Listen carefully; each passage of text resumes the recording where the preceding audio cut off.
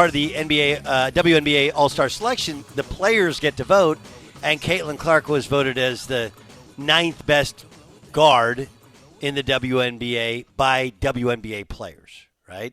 Yes. So then you're sitting there going like, oh, boy, here we go.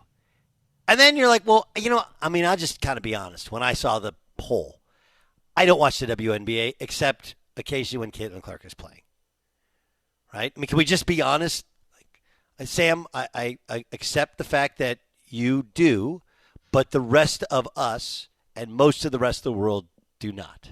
I don't watch games outside of Fever games, honestly. Okay, yeah. Fair enough, right? So, like, Skylar Diggins, like, I remember her from Notre Dame.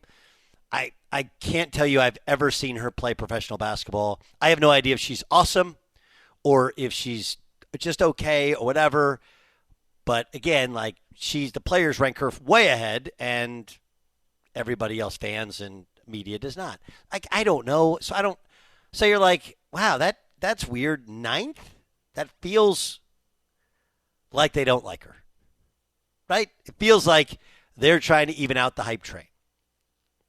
Like, okay, well, I want to be fair. Maybe she is the 9th best guard. Not having the greatest year in the world. I don't know, maybe.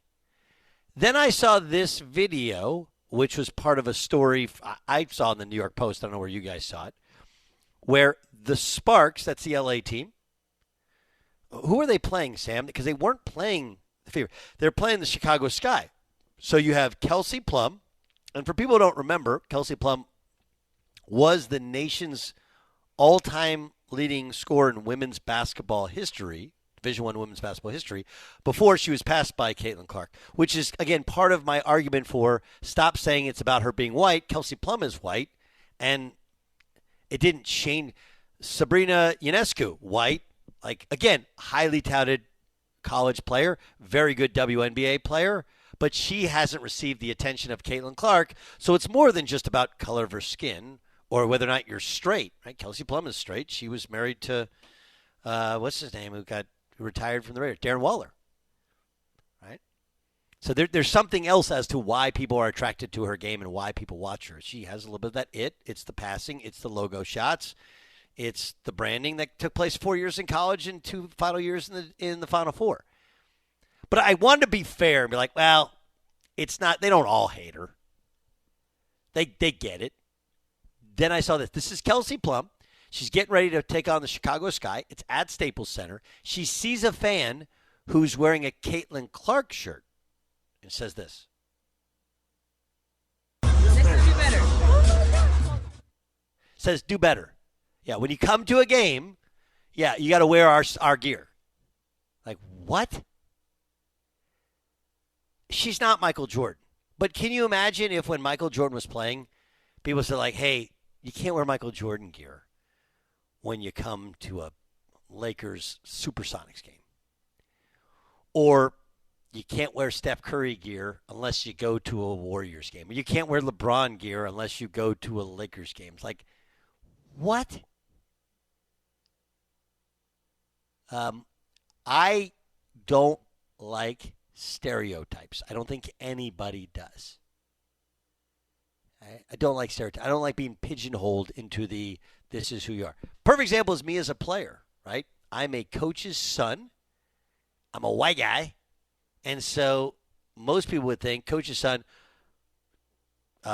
great shooter, limited athlete. Where I was the opposite. I was really athletic, could really pass, couldn't shoot. Again, stereotypes don't always work that way. But stereotypes for women are, man, they are the pettiest of petty creatures.